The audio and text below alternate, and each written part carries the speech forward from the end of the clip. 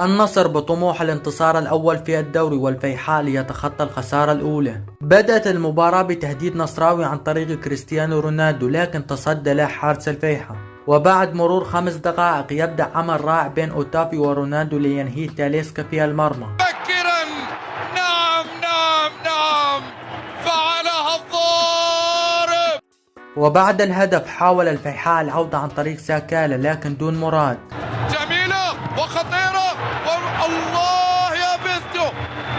وبعد تمريرة رائعة من عبد الرحمن قريب إلى الدون الذي انفرد أمام المرمى، لكن العارضة والراية تمنعه من التسجيل. حالة تسلل، الراية كالإمكان ثم عاد ساكالا ليحاول من جديد، لكن الحارس بيتو رفض المحاولة.